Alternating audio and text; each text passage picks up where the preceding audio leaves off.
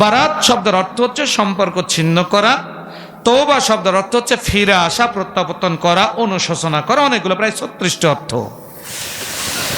আসুন এই 9 নম্বর সূরা তওবায় আয়াত রয়েছে 129টি, রুকু আছে 16।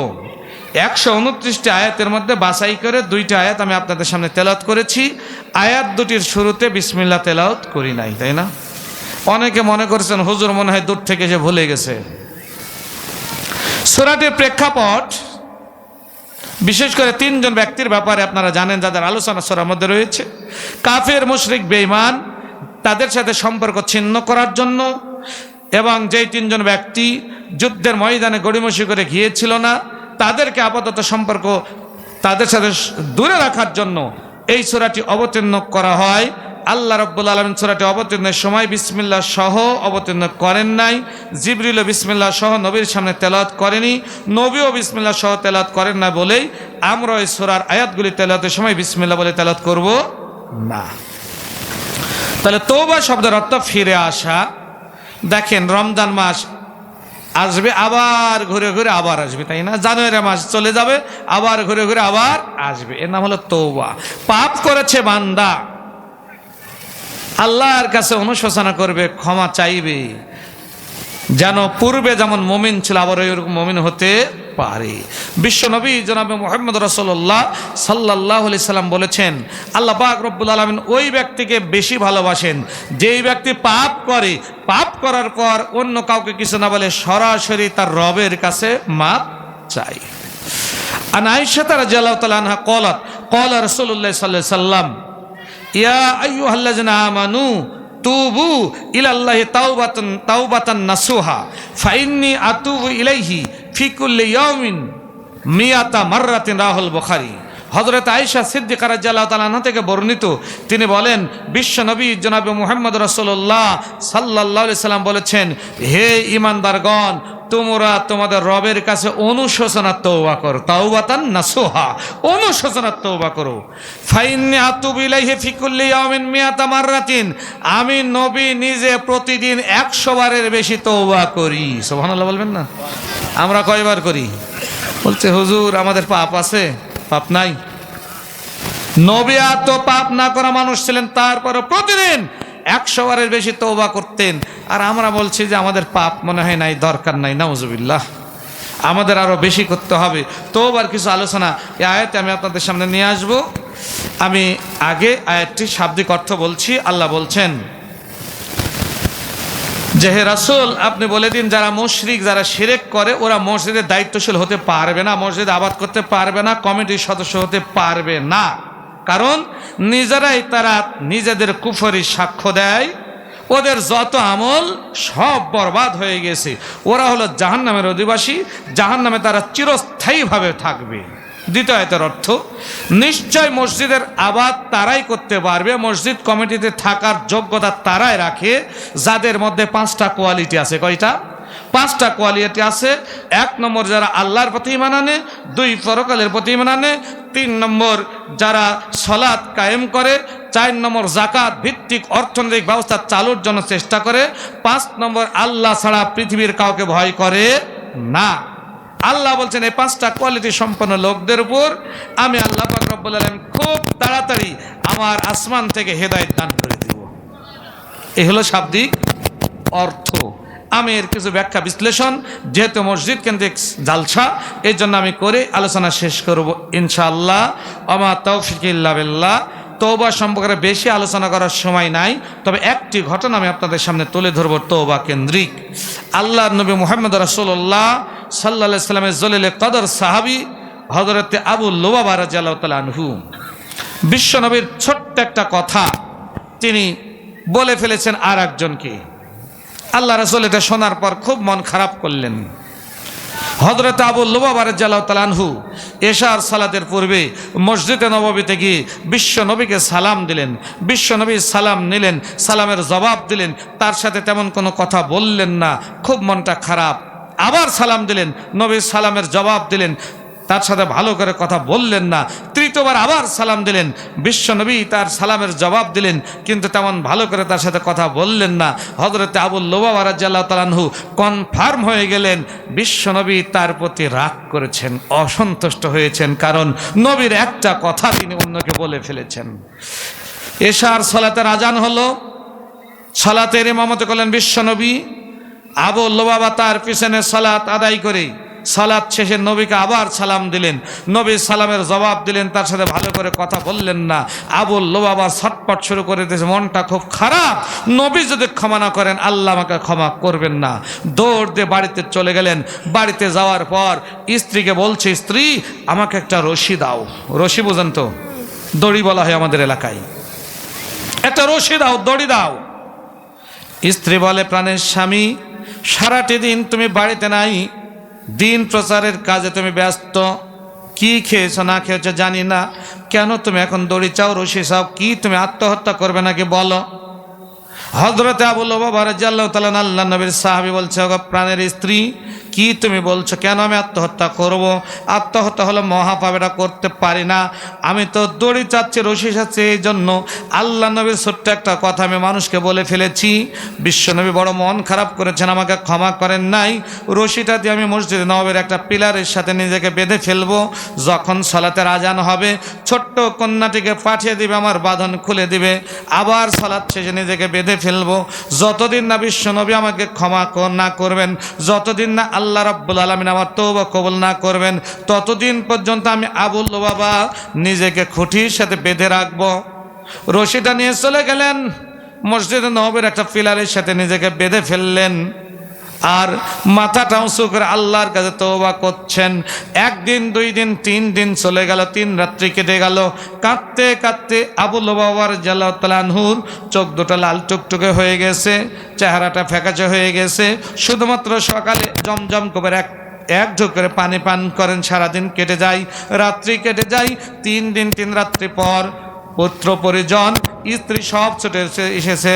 প্রাণের স্বামী বাঁধনটা খুলে দিই, বাড়িতে তুমি চলো, তুমি তো মারা যাবে, শরীরটা খারাপ হয়ে গেছে, চোখগুলো ফুলে গেছে, শরীরটা ফ্যাকাশে হয়ে গেছে। হযরত আবু লুবাবা রাদিয়াল্লাহু তাআলা আনহু উত্তর দিলেন, প্রাণের স্ত্রী রে, এখন পর্যন্ত আল্লাহর নবী আমার কাছে আসে নাই, আল্লাহর কাছে আমার তওবা কবুল হয় নাই। আল্লাহর নিকটে তওবা কবুল না হওয়া পর্যন্ত আমি আবু লুবাবা রাদিয়াল্লাহু তাআলা আনহু 1 সেকেন্ডের জন্য বাঁধন খুলতে রাজি নাই। এমনি করতে করতে 10 দিন কেটে গেল, না এখনো আল্লাহর কাছে তওবা কবুল হয় না। 20 দিন কেটে গেল, তওবা কবুল হয় না। 30 দিন পর তওবা কবুল হয় নাই। আবার পুত্র পরিজন সব চলে এসেছে। ছোট্ট মেয়েটা মাত্র 4-5 বছর বয়স হবে, কাঁদতে কাঁদতে বলছে, আব্বু রে, আপনি আমার আব্বু। 1 দিন 2 দিন নয়, 1 মাস অতিবাহিত হয়ে গেল। 30 দিন থেকে আপনি আমাকে কোনো জিনিস কিনে দিতে পারেন নাই, বাজার নিয়ে আসতে পারেন নাই, খেলনা কিনে দিতে পারেন নাই, আপনার চেহারা মোবারক আমি দেখতে পাই নাই। আপনি কি বাড়িতে যাবেন না? আমাকে এতিম করে কি আপনি বিদায় নিয়ে চলে যাবেন? হযরত আবু লুবাবা রাদিয়াল্লাহু তাআলা আনহু 1 মাস যাবত তেমন কিছু না খাওয়ার কারণে কণ্ঠটা বসে গেছে, চেহারাটা নষ্ট হয়ে গেছে, জোরে কথা বলতে পারছেন না। আস্তে আস্তে করে তাকে বলছে, রে কলিজার টুকরা, আমার নয়নমণি, ও আমার কলিজার টুকরা ছোট্ট কন্যা, শোনো, তোমাকে তো আমি খুব ভালোবাসি, কিন্তু তোমার চাইতো বিশ্ব নবীকে আমি ভালোবাসি বেশি। আনাস বিন মালিক রাদিয়াল্লাহু তাআলা ক্বালা রাসূলুল্লাহ সাল্লাল্লাহু আলাইহি ওয়াসাল্লাম, লা ইউমিনু আহাদুকুম হাত্তা কুনা হাব্বা ইলাইহি মিন ওয়ালিদিহি ওয়া ওয়ালাদিহি ওয়ান নাস আজমাইন। রাওয়াহু মুসলিম। বিশ্বনবী বলেন, তোমরা ততক্ষণ পর্যন্ত পূর্ণ মুমিন হতে পারবে না যতক্ষণ না আমি নবী মুহাম্মদ রাসূলুল্লাহ সাল্লাল্লাহু আলাইহি সাল্লাম তোমাদের কাছে তোমাদের সন্তান সন্ততি, স্ত্রী পুত্র পরিজন, ভাই বোন, পিতামাতা, আত্মস্বজন, এমনকি গোটা বিশ্ববাসীর চাইতে আমি নবী প্রিয় পাত্র হতে না পারবো। হযরত আবু লুবাবা ছোট্ট কন্যাকে ডাক দিয়ে বলেন, কলিজার টুকরা, তুমি তো দূরের কথা, তোমার মা, আমার মা, পৃথিবীর সবার চাইতে আমি আল্লাহর নবীকে বেশি ভালোবাসি। যতক্ষণ পর্যন্ত নবী বাঁধন খুলে না দিবেন ততক্ষণ পর্যন্ত আমি বাঁধন খুলতেও দেব না, বাড়িতেও যাব না। মন খারাপ করার দরকার নাই, তোমরা বাড়িতে ফিরে চলে যাও। এমনি করতে করতে 40 দিন অতিবাহিত হলো না। বাড়িতে ফিরে যান নাই। 40 দিন পর আবার ছোট্ট কন্যাটি চলে এসেছেন। আব্বুকে জড়িয়ে ধরে বলছে, আব্বু আম্মু আপনার বাঁধনটা খুলে দিক, আপনি বাড়িতে চলেন। আমরা মনে করছি আপনি তো মারা যাবেন, শরীর তো খারাপ হয়ে গেছে, চোখ দুটো ভিতরে বসে চলে গেছে, চামড়াতে হাড্ডির সাথে লেগে গেছে, গোশতগুলি শুকিয়ে গেছে, আপনি তো মারা যাবেন, এতিম হয়ে যাব আমি। হযরত আবু লুবাবা রাদিয়াল্লাহু তাআলা আনহু আবার পূর্বের মতো বলছে, ও কলিজার টুকরা, তোমাকে আমি অনেক ভালোবাসি, আগেই তোমাকে বলেছি, কিন্তু তোমার চাইতো বিশ্ব নবীকে ভালোবাসি বেশি, তুমি ফিরে যাও। এমনি করতে করতে 49 দিন কেটে গেল। রাত্রিবেলায় মাথাটা উঁচু করে আবু লুবাবা রাদিয়াল্লাহু তাআলা আনহু আল্লাহকে ডেকে ডেকে বলেন, আল্লাহ আমার রব, আমি তো একটা পাপ করেছি, নবীর কথা আরেকজনকে বলে ফেলেছি, এতে নবী রাগ করেছে, আপনিও আমার তওবা কবুল করছেন না, আমি তো মারা যাব, আগামীকালকে 50 দিন পরে যাবে, 50 দিন যাবত এক ঢুক করে জমজম কুবের পানি পান করে আপনার কাছে তওবারত অবস্থায় রয়েছি, ও গো আমার রব, মৃত্যুর পূর্বে কি আপনি আমার তওবা কবুল করবেন না? রাত্রিবেলায় এইভাবে কাঁদতে কাঁদতে ফজরের আজান হলো। ফজরের আজান হলে আবার বাঁধনটা খুলে দেওয়া হলো। নবীর পিছনে গিয়ে তিনি ফজরের সালাত আদায় করলেন। সালাত আদায়ের পর আবার নিজেকে বেঁধে ফেলেছেন। ফজরের সালাতের পরেও একটু অন্ধকার থাকে না? একবারে ফর্সা হয়ে গেলে ফজরের সালাত আদায় করা জায়েজ নাই, বরং ফজরের সালাতের কেরাত হলো 40 থেকে 100 আয়াত পর্যন্ত তেলাওয়াত করতে পারবে এক এক রাকাতে। হযরত আবু লুবাবা রাদিয়াল্লাহু তাআলা আনহু নিজেকে বেঁধে ফেলেছেন। দেখতে পাচ্ছেন অন্ধকারের মধ্যে কেমন যেন ছায়া বোঝা যাচ্ছে না, কোন একটা লোক আস্তে আস্তে করে সামনে দিয়ে হেঁটে আসলো। বাঁধনটা খুলে দিয়ে আবু লুবাবা রাদিয়াল্লাহু তাআলাকে বুকের সাথে জড়িয়ে ধরলো। আবু লুবাবা চোখে তো ফেঁকা, চোখে কেমন যেন একটা জাল পড়ে গেছে, দেখতে পাচ্ছেন না, ছায়া পড়ে গেছে। ডাক দিয়ে বলেন, কে গো যুবক, বাঁধন আমাকে খুলে দে, বুকের সাথে জড়িয়ে ধরলে, কি কারণে বাঁধন খুললে? একদিন 2 দিন নয়, একটা পাপের কারণে আল্লাহর কাছে আমি 50 দিন যাবত তওবা করছি, এখন পর্যন্ত তওবা কবুল হয় নাই, কি কারণে তুমি বাঁধন খুলে দিলে? আমি তো নিয়াত করেছি বাঁধন অবস্থায় আমার মৃত্যু হবে, তবু আল্লাহ নবী ছাড়া কাউকে বাঁধন খুলতে দেব না। যেই যুবকটি আবু লুবাবাকে জড়িয়ে ধরে, সেই যুবকটি বলছে, আবু লুবাবা রে, টেনশন করো না, চিন্তা করো না, যেই নবীর জন্য 50 দিন যাবত স্ত্রী পুত্রকে পরিত্যাগ করেছো, ভালো খাবারকে পরিত্যাগ করেছো, বাড়িঘর ছেড়ে রেখে এখানে এসে নিজেকে বেঁধে ফেলেছ, ওহুদের ময়দানে দান দান মোবারক শহীদ হওয়া নবী, তাইফের ময়দানে রক্ত ঝরা নবী, ও বদরের ময়দানে হেলমেট ভেঙে মাথার মধ্যে ঢুকে যাওয়া নবী, বিশ্ব নবী মুহাম্মদ রাসূলুল্লাহ সাল্লাল্লাহু আলাইহি ওয়াসাল্লাম, আমি নিজেই। আবু লুবাবা, আজকে রাত্রিবেলায় তুমি আল্লাহর কাছে কেমন করে তওবা করেছো, কি তুমি আল্লাহর কাছে চেয়েছো? আল্লাহ পাক রব্বুল আলামিন তোমার তওবা এমনভাবে কবুল করেছে। আমি যখন ফজরের সালাতের ইমামতি করলাম, সালাত যখন শেষ হয়ে গেছে, জিবরিল এসে আমাকে ডাক দিয়ে বলে গেল, ও আল্লাহর নবী, আপনার সাহাবী হযরত আবু লুবাবা রাদিয়াল্লাহু তাআলা আনহু এমনভাবে কেঁদে কেঁদে রাত্রিবেলা আল্লাহর কাছে তওবা করেছে, ওর তওবা আল্লাহর আরশ মুবারকে কবুল হয়ে ওর জীবনের সমস্ত পাপগুলি সওয়াবে পরিণত হয়ে গেছে। এর নাম হলো তওবা। এর নাম কি?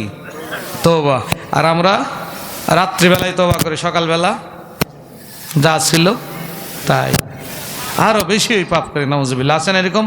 কই যুবক ভাইয়েরা, নাই এরকম? এখন অবস্থা খারাপ। কি তওবা, তওবা যে সময় করবে গভীর রজনীতে, মোবাইলের টান চলছে শুধু, কথা বলেন না কেন, তাই না? গভীর রজনীতে শুধু মোবাইল। ওই তো তাহাজ্জুদ সালাত, কে যেন একটা হাদিস পড়লেন, ওই যে বুখারী মুসলিমের 7 শ্রেণীর লোককে আল্লাহ পাক রব্বুল আলামিন কিয়ামতের ময়দানে তার আরশের ছায়া নিজে ছায়া দিবেন, যেই দিন আল্লাহর আরশের ছায়া ছাড়া কোনো ছায়া থাকবে না।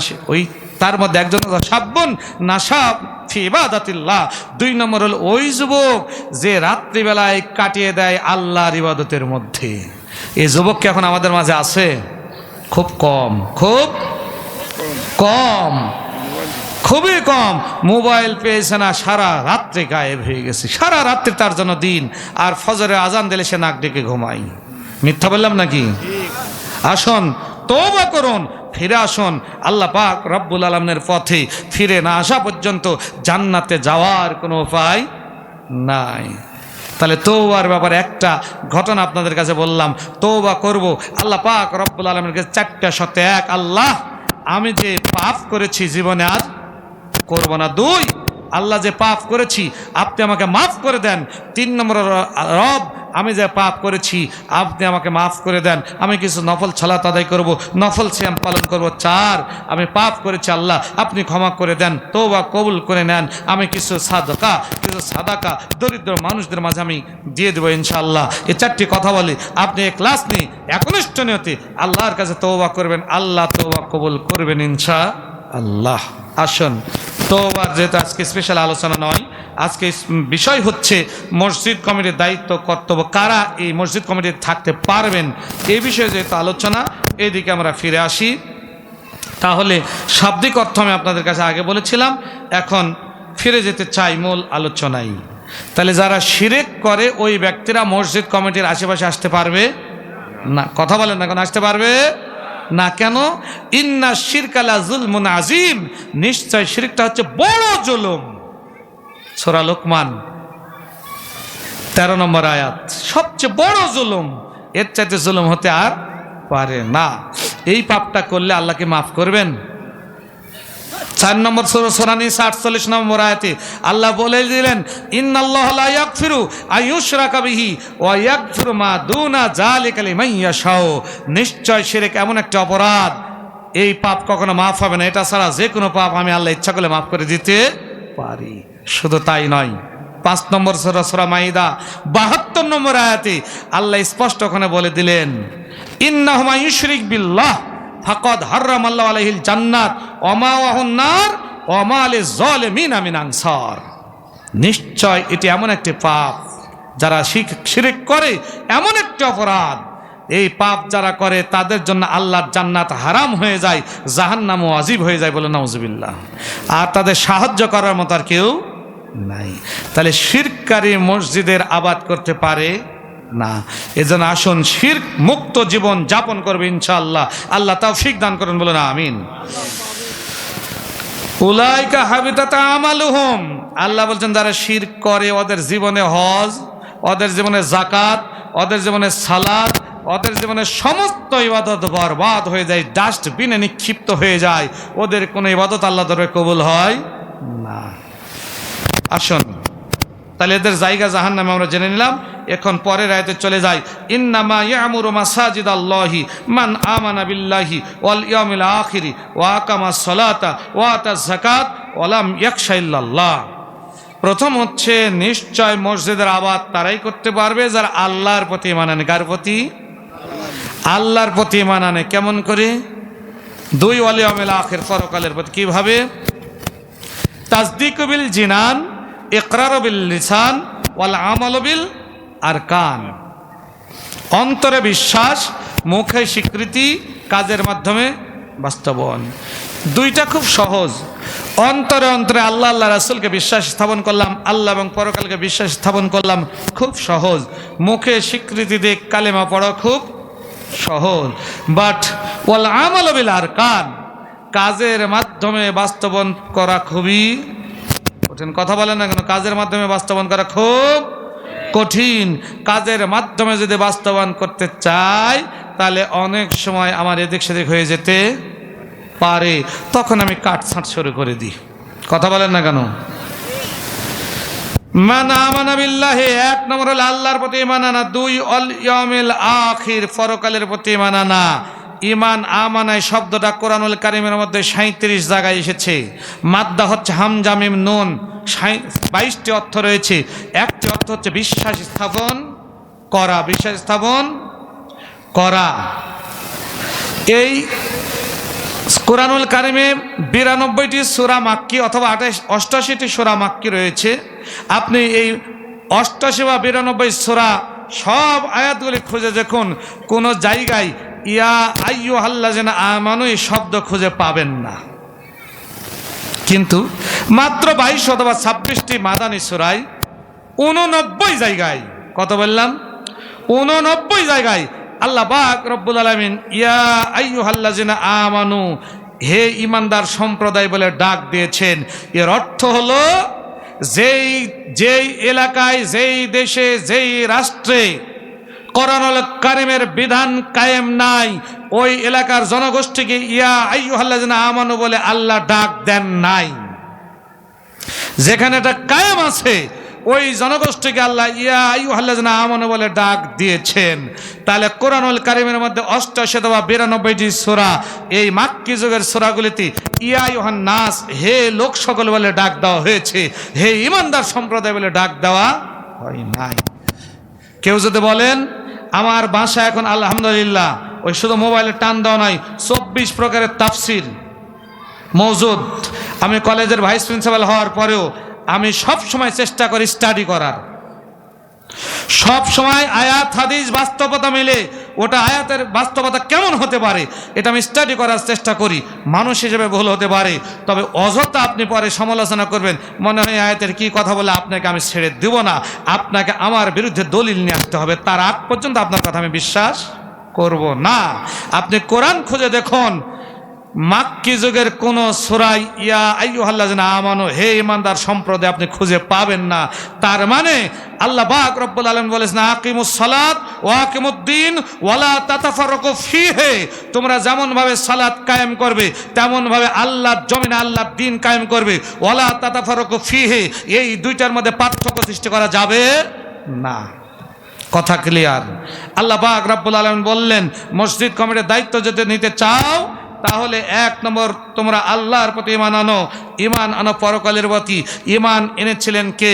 ঈমান এনেছিলেন হযরতে আব্দুল্লাহ বিন হুযায়ফা রাদিয়াল্লাহু তাআলা আনহু। হযরতে আব্দুল্লাহ বিন হুযায়ফা রাদিয়াল্লাহু তাআলা ঈমান এনেছিলেন বিশ্বনবীর মৃত্যুর প্রাক্কালে শেষের বছরে একটি চিঠি দিল পারস্য সম্রাট। চিঠিটি বিশ্বনবী নিলেন, চিঠিটি হাতে নিয়ে পড়ছেন। বিশ্বনবীর 2 চোখ দিয়ে ঝরঝর ঝরঝর করে পানি গড়ে যাচ্ছে। হযরত ওমর ফারুক রাদিয়াল্লাহু তাআলা আনহু জিজ্ঞেস করলেন, ইয়া রাসূলুল্লাহ, হাবিবাল্লাহ, আপনি কেন চিঠিটি পড়ে কাঁদছেন? বলে, গো ওমর, আমার তো সময় কতটুকু আল্লাহ ভালো জানেন, তো পারস্য সম্রাট চ্যালেঞ্জ করে চিঠি লিখেছে, ওর দেশটা নাকি আমরা দখল করতে পারবো না, মুসলিমরা বিজয় করতে পারবো না, এই অধ্যত্বপূর্ণ আচরণ সে দেখেছে, যার কারণে আমার মন খারাপ, আমার 2 চোখ দিয়ে ঝরঝর করে পানি চলে এসেছে। হযরত ওমর ফারুক রাদিয়াল্লাহু আনহু সেদিন কেঁদেছিলেন। বিশ্বনবী মারা যাওয়ার পর খেলাফতের দায়িত্ব পালন করলেন হযরতে আবু বকর সিদ্দিক রাদিয়াল্লাহু তাআলা আনহু। আবু বকর সিদ্দিক মারা যাওয়ার পর খেলাফতের মসনদে বসলেন আমিরুল মুমিনিন হযরত ওমর ফারুক রাদিয়াল্লাহু তাআলা আনহু। উনি আমির হওয়ার পর, উনি খলিফাতুল মুসলিমিন হওয়ার পর লোকদেরকে ডেকে নিয়ে বললেন, বিশ্ব নবীর কাছে চিঠি লিখেছিলেন নবীর জীবিত অবস্থায়, পারস্য সম্রাট এখনো সে জীবিত, নবী মৃত্যুবরণ করেছেন, এরপর আবু বকর খেলাফতের দায়িত্ব পালন করে হয়তো খেয়াল নাই, পারেননি। আমাদের দায়িত্ব হলো পারস্য এই এলাকাটা আমরা দখল করব মুসলমানরা, তবে সহজ নয় দখল করা, তাড়াতাড়িও নয়, একটু কৌশল করতে হবে। কৌশলটা হলো বেশ কিছু যুবক ছেলে তোমরা তৈরি হয়ে যাও, তোমরা বর্ডার এলাকায় ঘোরাফেরা করবে আর পারস্যর রাজ্যের তাদের গতিবিধি লক্ষ্য করে ইনফরমেশনগুলো কালেক্ট করে আমার কাছে পৌঁছাবে। হযরত ওমর ফারুকের কথা বলার পর সর্বপ্রথম লাব্বাইকা সাদাইকা ইয়া রাসূলুল্লাহ বলে দাঁড়িয়ে গেলেন হযরত আব্দুল্লাহ বিন হুযায়ফা রাদিয়াল্লাহু তাআলা আনহু, যার বয়স 14 বছরের একটু বেশি হবে। বলছে, লাব্বাইকা সাদাইকা ইয়া আমিরুল মুমিনিন, হে হযরত ওমর ফারুক রাদিয়াল্লাহু তাআলা আনহু, আমি উপস্থিত, আমি পারবো। উনি দাঁড়িয়ে গেলেন। পাশাপাশি আরো 16 জন, মোট 17 জন তরুণ টকবকে যুবক, যাদের বয়স 14 থেকে 17-এর মধ্যে সীমাবদ্ধ, অবিবাহিত সব যুবকগুলি দাঁড়িয়ে গিয়ে বলছে, আমিরুল মুমিনিন খলিফাতুল মুসলিমিন, আমরা কাজ করতে পারবো। 17 জন যুবককে রেডি করা হলো, বর্ডার এলাকায় দায়িত্ব দেওয়া হলো।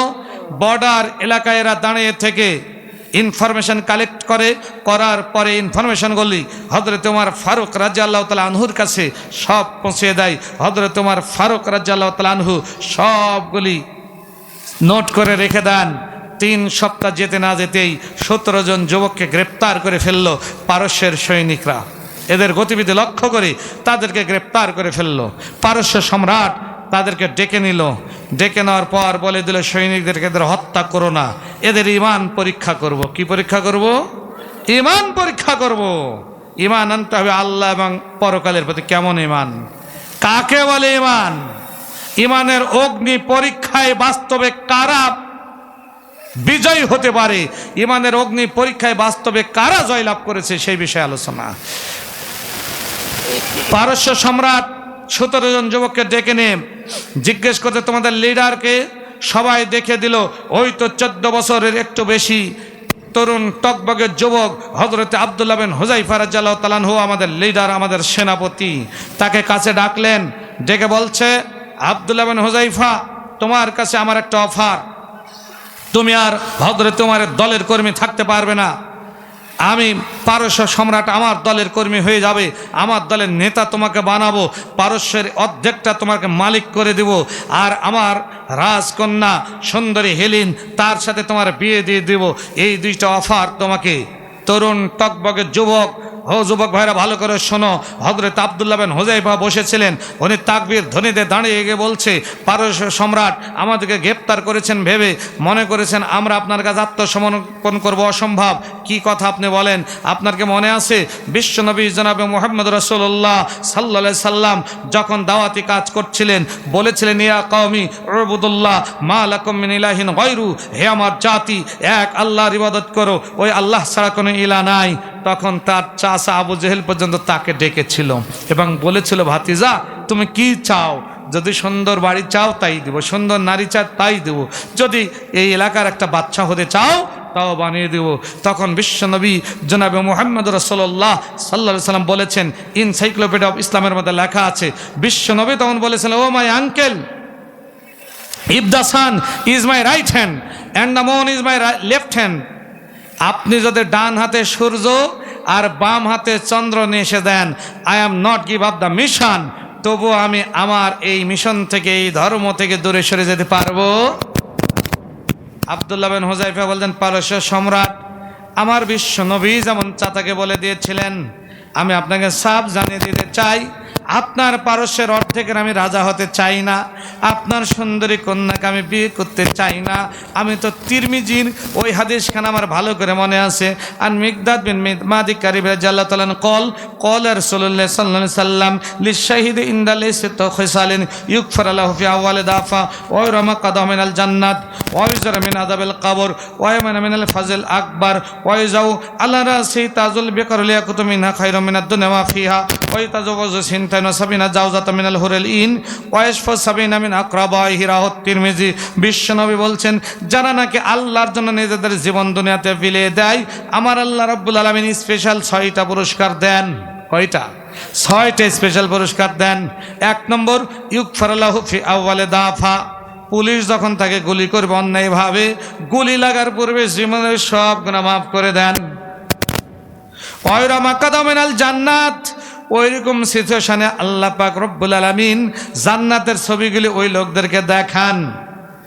ওয়াইজারা মিন আযাবিল কবর, মারা গেলে কবরে আযাব মাফ করে দেন। ওয়ায়ামানা মিনাল ফাজল আকবার, বড় বড় বিপদ তা দূর করে দেন। ওয়াইজালা রাসি তাজুল বিকারুল ইয়াকুতু মিনহা খায়রুম মিনাদ দুনিয়া মা ফিহা, কিয়ামতের ময়দানে ওদের মাথায় এমন একটা টুপি পরিয়ে দিবেন যেই তাজ, যেই টুপির মূল্য আসমান জমিনের চাইতেও বেশি। ওয়াইশফা সাবিনা মিন আকরাবাইহি, ও পারস্য সম্রাট, আপনি আপনার রাজকন্যার, সুন্দরী কন্যার লোভ আমাকে দেখাচ্ছেন, কিন্তু আমার নবী বলেছেন, আমি যদি আল্লাহর পথে জীবন বিলিয়ে দিতে পারি, কিয়ামতের ময়দানে আমার আল্লাহ 1 জন 2 জন নয়, 72 জন সুন্দরী নারী আমার জন্য দিয়ে দিবেন। ওয়াইশফা সাবিনা মিন আকরাবাইহি, আর আমি জাহান্নামে কনফার্ম হয়ে গেছে, চলে গেছে এরকম 70 জন আত্মস্বজনকে আমি নিজে সুপারিশ করে জান্নাতে নিয়ে যেতে পারবো। ও পারস্য সম্রাট, সুতরাং আপনি আপনার পাগলামি কথা বাদ দেন, একটা অফার গ্রহণ করব না, যদি ফাঁসির কাজটা আমাদের ঝুলিয়ে দেন আমরা রাজি আছি। ধরবে এই কথা ভেবে শরীরের সব পোশাকগুলি খুলে ফেললো, সিজদার জায়গায় সামনে গিয়ে বসে পড়লো হযরতে আব্দুল্লাহ বিন হুযায়ফা রাদিয়াল্লাহু তাআলা, আল্লাহর সৈনিক। ইমানের অগ্নি পরীক্ষায় কেমনে টিকে থাকে দেখেন, উনি চোখ বন্ধ করে নয়, চোখটা সিজদার স্থানের দিক দিয়ে আবার দ্বিতীয় রাকাতে দাঁড়িয়ে গেছে। কোরআনুল কারীমের সূরা আলে ইমরান 120টি আয়াত তেলাওয়াত করছে। 120টি আয়াত যখন তেলাওয়াত হয়ে গেল, দ্বিতীয় রাকাত সালাত আদায় করে সালাম ফিরিয়ে তাড়াতাড়ি করে আবার শুরু করে দিলেন সালাত। মহিলা আশ্চর্য, এমনি করতে করতে এক রাকাতের পর এক রাকাত করে সালাত আদায় করছেন, আর কোরআনুল কারিমের এক এক পারা করে যেতে যেতে তাহাজ্জুদ সালাতের সময় শেষ, ফজরের আজানের পূর্ব মুহূর্ত পর্যন্ত বিশ্বনবীর ছোট্ট সাহাবী আমিরুল মুমিনিন খলিফাতুল মুসলিমিন ওমরের যুগের সময়ে হযরত আব্দুল্লাহ বিন হুযায়ফা রাদিয়াল্লাহু তাআলা আনহু কোনো কথা না বলে একদম ফজরের সালাতের পূর্ব পর্যন্ত নফল সালাত আদায় করে 30 পারা কোরআন 114টি সূরা সব খতম করে দিলেন। মহিলা আশ্চর্য হয়ে গেল, এক সেকেন্ডের জন্য তার দিকে তাকালো না। মহিলা তো হচ্ছে সর্বনাশ হয়ে গেল, বাচ্চার কাছে আমি কি জবাব দিব? আমি তো জীবনে এমন একজন মহিলা, যত ভিআইপি পার্সন পুরুষ হোক না কেন, আমাকে দেখে কেউ থাকতে পারে না, আমার রূপে সবাইকে আমি পাগল করে ফেলি। কিন্তু আজকে ঘরের মধ্যে কোন যুবককে পেলাম, এ মানুষ না আল্লাহর ফেরেশতা আমি বুঝলাম না, কেন সে আমার দিকে তাকাই না? টোটাল ঘরের মধ্যে ঘুরে ডুকরে পরে কাঁদে আর বলে, আরে যুবক রে, তুমি মানুষ না, তুমি ফেরেশতা, বুঝলাম না কেন তুমি আমার দিকে তাকাও না? না না না, যুবক কোনো কথা বলে না, ও তো আল্লাহর প্রেমে পাগল, ইমান এনেছে আল্লাহর প্রতি, কোরআন তেলাওয়াত করে নামাজ চালিয়ে যায়। এমনি করতে করতে ফজরের আগ পর্যন্ত 30 পারা কোরআন দিনে খতম দিয়ে দিলেন, আর শত রাকাত সালাত তিনি আদায় করে ফেললেন। ফজরের আজান হলো, ফজরের সালাত শেষে পারস্য সম্রাট দৌড় দিয়ে চলে এসেছে।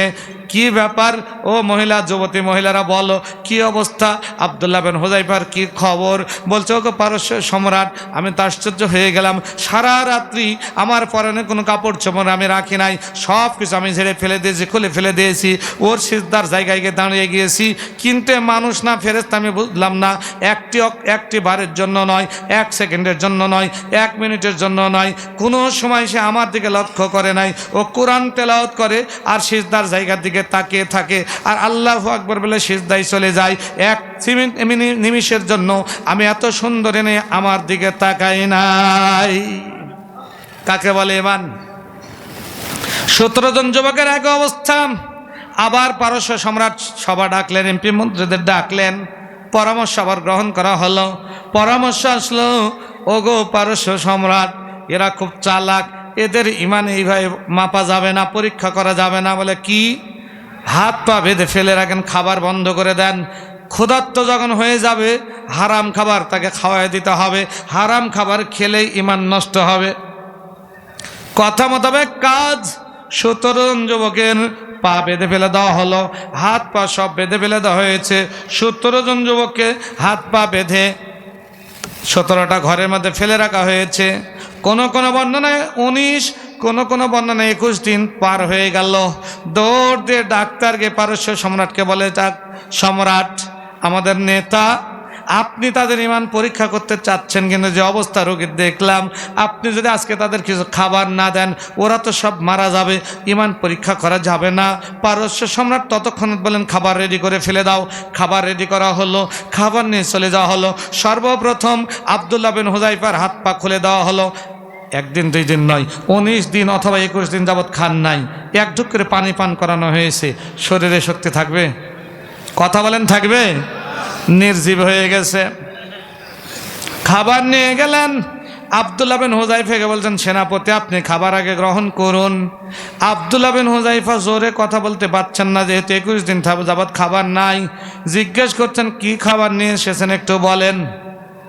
যিনি খাবার নিয়ে গেছেন ও বলছে, আপনার জিজ্ঞেস করার দরকার না, আগে খান, না হলে মারা যাবেন। কি করতে জিজ্ঞেস করতেন? খেয়ে ফেলেন। আব্দুল্লাহ বিন হুযায়ফা রাদিয়াল্লাহু তাআলা বলেন, না আগে শুনবো।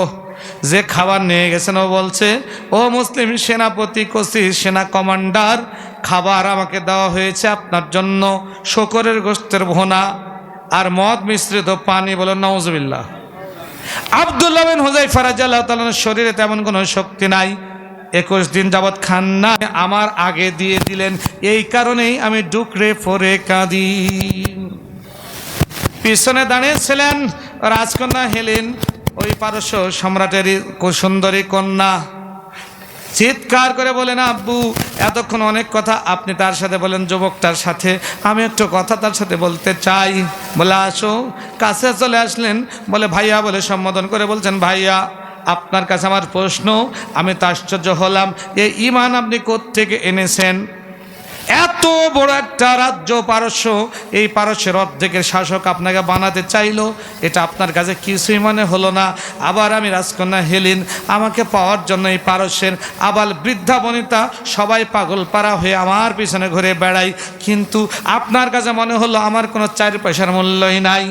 এই ইমান আপনার কোত্থেকে এসেছে? আপনি ফাঁসির কাষ্টে নিজেকে দৌড়ে চলে যাচ্ছেন, আবার ফুটন্ত তেলের মধ্যে জীবন দিতে চাচ্ছেন। কোন ইউনিভার্সিটিতে আপনি পড়াশোনা করেছেন, কোন সিলেবাস আপনি অধ্যয়ন করেছেন আমাকে একটু বলুন। কোন সিলেবাসের বিনিময়ে এত ইমান আপনার হয়েছে আমাকে একটু বলুন।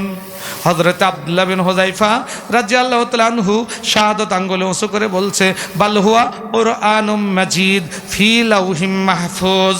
ও বোন, পৃথিবীর কোনো সিলেবাস আমি অধ্যয়ন করি নাই, পৃথিবীর কোনো ইউনিভার্সিটিতে আমি পড়াশোনা করি নাই। আমার ইউনিভার্সিটির নাম হলো লাউহে মাহফুজ, আর আমার সিলেবাস হলো আল্লাহর কোরআন। বোন, আল কোরআনুল কারিমের আমার সিলেবাসের 2 নম্বর সূরা, সূরা আল বাকারার 207 নম্বর আয়াতে আল্লাহ পাক রব্বুল আলামিন ঘোষণা করেছেন, অমাইয়াশরি নাফসাহু ইবতিগা মারদাতিল্লাহ ওয়াল্লাহু রাউফুম বিল ইবাদ। যারা নাকি আল্লাহর সন্তুষ্টির জন্য নিজেদের জীবন বিলিয়ে দেয়, ওই লোকগুলি আল্লাহর বন্ধুতে পরিণত হয়ে যায়। আমি তো দুনিয়ার জীবন কল্পনা করি না, আমি আল্লাহর বন্ধু হওয়ার জন্য, আল্লাহর জান্নাতের 72 জন হৌরকে পাওয়ার জন্য আমি তোমার মতো মেয়ের দিকে আমি তাকাই না, তোমাদের দিকে তোমাকে আমি নিতেও চাই না, দুনিয়ার কোনো সম্মান আমি পেতে চাই না, দুনিয়ার কোনো রাজত্ব চাই না, আমি সব কিছু তো আল্লাহর জন্য করতে চাই।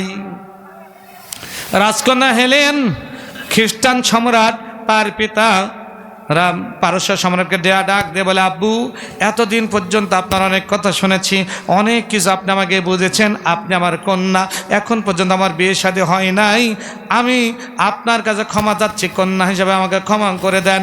আমি এই যুবকের মধ্যে যেই ইমান দেখেছি, আমার মন বলে খ্রিস্টান ধর্মের সাথে ইসলাম ধর্ম অনেক ভালো, 1 সেকেন্ড আমি দেরি করতে চাই না, এই মুহূর্তে আমি এদের সাথে মুসলিম হয়ে যেতে চাই। পড়ে নিলেন সবাই, পড়ুন, আশহাদু আল্লা ইলাহা ইল্লাল্লাহু ওয়াহদাহু লা শারীকা লাহু ওয়া আশহাদু আন্না মুহাম্মাদান আবদুহু ওয়া রাসূলুহু। মুসলিম হয়ে গেলেন। যখন তিনি মুসলমান হলেন, অসংখ্য নারী পুরুষ দলে দলে সব মুসলিম হয়ে গেল। পারস্য সম্রাট ফেল করে তাকিয়ে দেখছে, আহারে, এদের ইমান পরীক্ষা করতে গিয়ে আমার লস হয়ে গেছে। কথা কন না কেন? ইমান পরীক্ষা করতে গিয়ে আমার লস হয়ে গেছে। যেই জমিনে মুমিনদের রক্ত ঝরে, যেই জমিনে শহীদ হয়, যেই জমিনে মুমিনদেরকে ফাঁসির কাষ্টে ঝোলানো হয়, বিশ্ব নবীর ওয়াদা হলো ওই জমিনে আল্লাহর দ্বীন কায়েম হয়। এটা হচ্ছে আল্লাহর ওয়াদা। এটা হচ্ছে কার ওয়াদা? আল্লাহর ওয়াদা। আল্লাহর ওয়াদা কখনো মিথ্যা হতে পারে না। আল্লাহ বলেন, ইন্নামা ইয়ামুরু মাসাজিদাল্লাহি মান আমানা বিল্লাহি ওয়াল ইয়াউমিল আখির। যারা 5টা কোয়ালিটি যাদের মধ্যে থাকে তারাই মসজিদের দায়িত্ব নিবে। 1 নম্বর আল্লাহর প্রতি ঈমান, 2 পরকালের প্রতি ঈমান। ঈমান এনেছিলেন আব্দুল্লাহ বিন হুযায়ফা এবং 17 জন যুবক, মনে আছে? বিনা যুদ্ধে পারস্য জয় হয়ে গেল। পারস্য সম্রাট ভাগ্যে ঈমান নাই, ঈমান আনলো না। তার কন্যা সহ অসংখ্য হাজার হাজার নারী এবং পুরুষ সব মুসলমান হয়ে গেল। গোটা পারস্যটা মুসলমানদের হাতে চলে আসলে, বলুন আলহামদুলিল্লাহ। তাহলে মুমিনদের সংখ্যা যদি কম হয়, ঈমানের জজবা থাকলে বেশি লোকের দরকার হয় না। আল মুমিনু ওয়াহিদাতুন খায়রুম মিনাদ দুনিয়া মা ফিহা। বিশ্ব নবী বলছেন, একজন মুমিন আসমান জমিন যা আছে তার চাইতে উত্তম। এই একজন মুমিনকে দাড়ির 1 পাল্লাই যদি দেওয়া হয়, আসমান জমিন মাঝখানে যা আছে সব যদি আর 1 পাল্লাই দেওয়া হয়, মুমিনের পাল্লার ওজনটাই বেশি হবে। সুবহানাল্লাহ। আমরা কি সে মুমিন হতে চাই না? কারা কারা চাই? তো হাত তুলে একটু আল্লাহকে দেখাই। যারা হাত তুলবেন না তারা বেঈমান, মনে করবো তারা বেঈমান। 2 হাত তুলে আল্লাহকে দেখাই। লিল্লাহে তাকবীর, লিল্লাহে তাকবীর। আল কোরআনের আলো, আল হাদিসের আলো, লিল্লাহে তাকবীর। হাত নামান। সম্মানিত উপস্থিতি, আপনারা দেখেছেন বাউল সম্রাট, বাউল সর্দার আবুল সরকার কিছুদিন আগে সূরা নাসের অপব্যাখ্যা করেছেন, এরপরে কোরআনুল কারীমের বিভিন্ন আয়াতের অপব্যাখ্যা করেছেন। আল্লাহ পাক রব্বুল আলামিন সম্পর্কে উল্টা পাল্টা কথা বলেছেন। ইমানের তেজওয়ালা ব্যক্তি হযরত আব্দুল্লাহ বিন হুযায়ফা রাদিয়াল্লাহু তাআলার মতো ইমান আনয়নকারী ব্যক্তিরা যখন তাকে গ্রেপ্তার করাতে বাধ্য করলো, তার বিরুদ্ধে আন্দোলন শুরু করলো, তখন একটা গোষ্ঠী বলল এদের উপর আক্রমণ করা সঠিক হয়নি, এদের গ্রেপ্তার করা সঠিক হয়নি। আমি বলবো যারা বাউল সরকারের বাউল সর্দার আবুল সরকারের পক্ষ নেবেন, ওরা ইমানদার হতে পারেন না, ওরা হলো বেঈমান, ওরা নাস্তিক, ওরা আস্তিক হতে পারে না। আবুল সরকারের কোনো ডিগ্রি নাই, একজন 3 পাশের লোক কোরআনুল কারীমের অপব্যাখ্যা করবে। বিশ্ব নবী মুহাম্মদ রাসূলুল্লাহ সাল্লাল্লাহু আলাইহি সাল্লাম বলেছেন, আমি মক্কা বিজয়ের দিনে সকলকে ক্ষমা করে দিলাম, 14 জন ব্যক্তিকে ক্ষমা করতে পারলাম না। সাহাবীগণ জিজ্ঞেস করলেন, কেন আপনি এদের ক্ষমা করবেন না? বিশ্ব নবী বলেন, শুধু ক্ষমা নয়, ওদের খেজুর গাছের সাথে লটকে চামড়াগুলো খুলে নাও, কারণ হলো ওরা আল্লাহ এবং আল্লাহ নবীর সাথে বেয়াদবি করেছে। সুতরাং যারা আল্লাহ এবং আল্লাহ নবীর বিরুদ্ধে কথা বলে, ওদের পৃথিবীতে বেঁচে থাকার কোনো অধিকার নাই। আর ওদের পক্ষে যারা কথা বলবে, ওরা কখনো ইমানদার হতে পারে না। আপনি মানুষের ইমান নিয়ে ছিনিমিনি খেলে আবার এই রাষ্ট্রকে নিয়ে রাষ্ট্রের লক্ষ লক্ষ কোটি কোটি ইমানদার ব্যক্তির ইমানকে নষ্ট করবেন, এই স্বপ্ন আল্লাহ আপনার বাস্তবায়ন হতে দেবে না। আল্লাহ খেলা শুরু করে দিয়েছে। আল্লাহ ছাড় দেয়, তবে ছেড়ে দেয় না। এই আবুল সরকারের মতো যে বাজারা রয়েছেন, সাবধান হয়ে যান। বাংলার ঈমানওয়ালা মুসলমানগণ আপনাদের পাগলামি কখনো দেখবে না, বরং বঙ্গোপসাগরের নিচে ডুবিয়ে দিবে আপনাদেরকে। ঈমানওয়ালা ব্যক্তিরা এদেশে টিকে থাকবে ইনশাআল্লাহ। আল্লাহ কবুল করে বলো না আমিন। তাহলে ঈমান আনতে হবে আব্দুল্লাহ বিন হুযায়ফার মতো। পারবো তো ইনশাআল্লাহ? আল্লাহ কবুল করে বলো না আমিন। 3 নম্বর হলো আকামাস সালাত। সালাত প্রতিষ্ঠা করতে হবে। কি প্রতিষ্ঠা করতে হবে? সালাত প্রতিষ্ঠা করতে হবে। সালাত শব্দটি সাল্লাত থেকে এসেছে। এর 37টি অর্থ। একটি প্রার্থনা আমরা মনে করি না, আরও আছে। আরেকটি হচ্ছে বাঁকা বাঁশ বা কাঠকে আগুনে পুড়ে সোজা করা। এটা বাঁশ না, বাঁশ বাঁকা থাকে না, বাঁকা এই খড়ে যদি আগুন ধরে দিই, ওই বাঁকা বাঁশকে উপরে ধরেন, হালকা একটু সোজা হয়ে যায়। জানেন কি এটা আপনারা? সালাত শব্দের একটা অর্থ হচ্ছে বাঁকা বাঁশ বা কাঠকে আগুনে পুড়িয়ে সোজা করা। আল্লাহ বলছেন, ইন্না সালাতা তানহা আনিল ফাহশাই ওয়াল মুনকার, নিশ্চয় সালাত মানুষকে অশ্লীল গর্হিত খারাপ কাজ থেকে রক্ষা করে। যেমন ওই আগুনটা বাঁকা বাঁশকে সোজা করে দেয়, সালাতটা মানুষের বাঁকা চরিত্রকে সোজা করে দেয়। তাহলে 3 নম্বর দায়িত্ব হলো সালাত কায়েম করা। নিজে সালাত আদায় করবে, পরিবারের সকলকে সালাত আদায়কারী বানাবে, প্রতিবেশীকে সালাতের দায়িত্ব দাওয়াত দিবে। রাষ্ট্রের দায়িত্ব আসলে রাষ্ট্রকে সালাত ভিত্তিক 5 ওয়াক্ত সালাতকে ফরজ হিসেবে ঘোষণা দিয়ে দিবে। এই 3 নম্বর দায়িত্ব। 4 ওয়াতা যাকাত, যাকাত ভিত্তিক অর্থনৈতিক ব্যবস্থা চালুর জন্য চেষ্টা করবে। যেই সমাজে যাকাত কায়েম নাই, ওই সমাজে আল্লাহর রহমত থাকে না, ওই সমাজে আল্লাহর রহমত থাকে না। সম্মানিত উপস্থিতি, আমি 12টা পর্যন্ত আলোচনা করব। তো যেহেতু আপনার এই মসজিদ একটা উদ্দেশ্যকে কেন্দ্র করে আজকের জালসা, তাই না? তাহলে 3 নম্বর হচ্ছে সালাত কায়েম করা, 4 যাকাত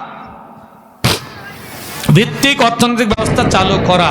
যেই দেশে যাকাত ভিত্তিক অর্থনৈতিক ব্যবস্থা চালু থাকবে, ওই দেশে কখনো দরিদ্র ব্যক্তি থাকবে না।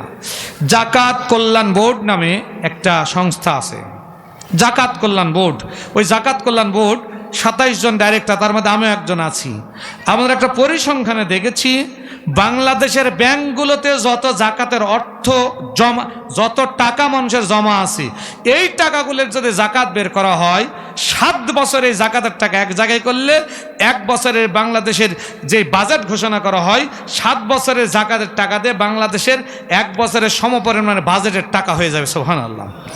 দরিদ্র মানুষ থাকবে দেশে? আন কথা বলে না, দরিদ্র মানুষ থাকবে? কোনো দরিদ্র মানুষ থাকবে না। ইসলামী স্টেট যদি কায়েম হয়ে যায় আর জাকাত ভিত্তিক এই দেশ যদি পরিচালিত হয়, আপনার ছেলের চাকরি জন্য পেরেশানি হবেন না, আপনার ব্যবসা প্রতিষ্ঠানের পেরেশানি হতে হবে না, দরিদ্র হবেন না, খাবারের জন্য পেরেশানি হতে হবে না। সকল মানুষ সমান হয়ে যাবে, কারো খাবারের দুর্ভিক্ষ থাকবে না, কারো বাসস্থানের অভাব থাকবে না, চিকিৎসার কোনো সমস্যা থাকবে না, সবগুলি কোরআনুল কারীমের বিধি মোতাবেক পরিচালিত হবে ইনশাআল্লাহ। আমরা কি এরকম সমাজ দেখতে চাই না? কথা বলে না, এরকম সমাজকে আমরা দেখতে চাই না? কারা কারা চায় একটু দেখাই তো আল্লাহকে। কারা কারা আল্লাহর কোরআনের রাজ কায়েম করতে চায়? লিল্লাহে তাকবীর, লিল্লাহে তাকবীর। আল কোরআনের আলো, আল হাদিসের আলো, লিল্লাহে তাকবীর। হাত নামান। সম্মানিত উপস্থিতি, তাহলে 5টি দায়িত্ব, 5টি কোয়ালিটি যদি থাকে তবে আমি মসজিদের দায়িত্বশীল হতে পারবো। এই তাহলে রাষ্ট্রের দায়িত্বশীল হতে হলে এই কোয়ালিটি কি থাকা লাগবে না? রাষ্ট্র তো আরো বিশাল। একটা মসজিদের কথা বললাম, কিন্তু আমার রাষ্ট্রের মধ্যে তো প্রায় 4.5 লক্ষ মসজিদ, আরও তো অনেক সম্পদ, অনেক মাদ্রাসা, অনেক প্রতিষ্ঠান আছে, তাই না? তাহলে সেখানেও তো আমাদের কিছু থাকার দরকার আছে, কোয়ালিটি থাকার দরকার আছে না নাই? আসুন ওই দিকে আজকে যাচ্ছি না। আর আলী রাদিয়াল্লাহু তাআলা কল রাসূলুল্লাহ সাল্লাল্লাহু আলাইহি সাল্লাম ইউশিকু আন ইয়াতি আলান নাসি জামানুন লা ইয়াবকা মিনাল ইসলাম ইল্লা ইসমাহু। বিশ্বনবী মুহাম্মদ রাসূলুল্লাহ সাল্লাল্লাহু আলাইহি সাল্লাম বলেছেন, এমন একটা যুগ আসবে, এমন একটা জামানা আসবে, যেই যুগে ইসলাম থাকবে শুধু নামে। এখন কি? এখন সে নামে না, নাম নুরুল ইসলাম, 5 ওয়াক্ত সালাতের 1 ওয়াক্ত পড়ে না। নাম আব্দুল হক, আব্দুল হক, 1 মাস সে আমার একটা পালন করে না। আছে না এরকম? নাম হচ্ছে নুরুল হুদা। আহারে, এত সুন্দর নাম, ও হেদায়েতের কিচ্ছু তার মধ্যে নাই। আছে না এরকম? লা ইয়াফকা মিনাল ইসলাম ইল্লা ইসমাহু। আল্লাহ নবী 1500 বছর আগে বলছেন, এমন একটা যুগ জামানা আসবে যখন নামে ইসলাম থাকবে, কামে থাকবে না। ওয়ালা ইয়াফকা মিনাল কোরআন ইল্লা রাসমাহু। কোরআন থাকবে শুধু হরফে, সেখানে আসলে বাস্তবে কোনো আমল থাকবে না। আজ থেকে বেশি দিনের কথা নয়, 10-15 বছর আগে যান। আমরা যখন ছাত্র বয়সে ছিলাম তখন দেখেছি মুসলিম এলাকায় যখন ঘরের দরজাতে রাস্তাতে হেঁটে যাওয়া হয়েছে তখন প্রত্যেকটা ঘর থেকে গুনগুন শব্দ শোনা যেত, কোরআন তেলাওয়াতের গুনগুন শব্দ শোনা যেত।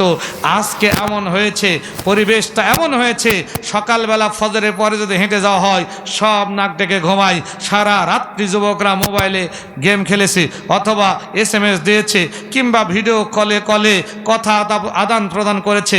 কোরআন তেলাওয়াত করবে কেমনে? কোরআন তেলাওয়াতে তার কোনো দরকারই নাই। মিথ্যা বললাম নাকি? লা ওয়ালা ইয়াবকা মিনাল কোরআন ইল্লা রাসমাহু। কোরআন থাকবে শুধু হরফে, বাস্তবে এর কোনো আমল থাকবে না। মাসাজিদুহুম আমিরাতুন ওয়া খারাবুম মিনাল হুদা। মসজিদগুলো হবে টাইলসের উপরে, চাকচিক্য হবে। ওয়া খারাবুম মিনাল হুদা। হেদায়েতের কোনো লোক এখানে খুঁজে পাওয়া যাবে না। জুমার দিনে লোক কত হয় আপনার মসজিদে? এই যুবক ভাইরাই বসো বসো বসো, শোনো বলছিলাম, জুমার দিনে কত হয় মসজিদে মুসল্লি? জুমার দিনে যা হয় ফজরে তার কয় ভাগ হয়? কথা বলেন না কেন? বিশ্বনবী বলছেন, যেই ব্যক্তি এশার সালাত জামাতে আদায় করলো ও যেন সারা রাত্রি আল্লাহর ইবাদতে মশগুল থাকলো। যে ফজরও করলো, সারা অর্ধেক রাত্রি এশা, অর্ধেক রাত্রি ফজর, মানে 2টা করলে সারা রাত্রি নফল ইবাদতের সমান সওয়াব পেয়ে গেল। পক্ষান্তরে নবী আবারও বলেছেন, তোমরা যদি প্রকৃত মুনাফিককে দেখতে চাও তাহলে যেই ব্যক্তি এশার সালাত জামাতে আদায় করলো না অর্ধেক মুনাফিক, ফজরও করলো না ও হলো পুরাটাই মুনাফিক। নাউজুবিল্লাহ বলবেন না? পুরাটাই মুনাফিক। তাহলে আমরা মসজিদের জন্য খুব জালসা করছি, খুব বাহবা দিচ্ছি, লক্ষ লক্ষ কোটি কোটি টাকা দিয়ে মসজিদ নির্মাণ করছি, কিন্তু ফজর সালাতের সময় আজ সালাতু খায়রুম মিনান নাওম যখন মুয়াজ্জিন বলছেন, নাক ডেকে ঘুমাচ্ছেন, না আজকে যেতে পারবো না, পরে যাবো। আছে না এরকম? কথা বলে না? আছে না এরকম?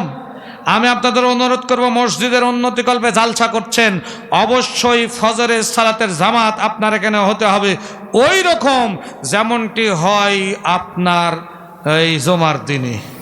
বলে হুজুর সম্ভব? কেন সম্ভব নয়? কেন সম্ভব নয়? ফজরের সময় তো সবাই বাড়িতে থাকে, তাই না? ফজরের সময় তো সবাই বাড়িতে থাকে, সব মসজিদগুলোকে এরকম করে ফেলেন, আল্লাহ কবুল করে বলো না আমিন। উলামাহুম শাররুম মিন তাহতি আদমিস সামাই, এই হাদিসের লাস্টে বলা হয়েছে ওই যুগে আলেমগণ হবে পৃথিবীর মধ্যে নিকৃষ্ট জাতি। ওই যুগে আলেমগণ হবে পৃথিবীর মধ্যে নিকৃষ্ট জাতি, কারণ তাখরুজুল ফিতনা, তাদের মধ্য থেকে ফিতনা বের হয়ে আসবে, তাদের মধ্য থেকে ফিতনা বের হয়ে আসবে। অফিহিম তাউদু, তাদের মধ্যে থেকে ফিতনা যাবে।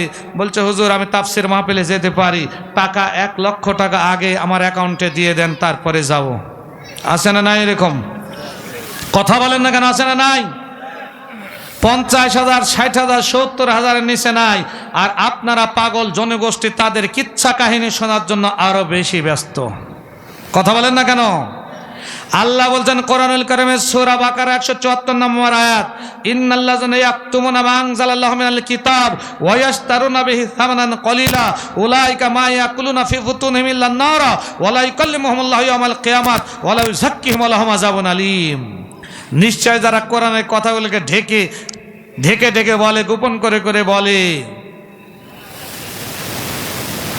ওয়ায়াশতারুনা বিহি সামানান কলিলা, সামান্য কিছু অর্থের বিনিময়ে এদিক সেদিক করে। আছে না এরকম?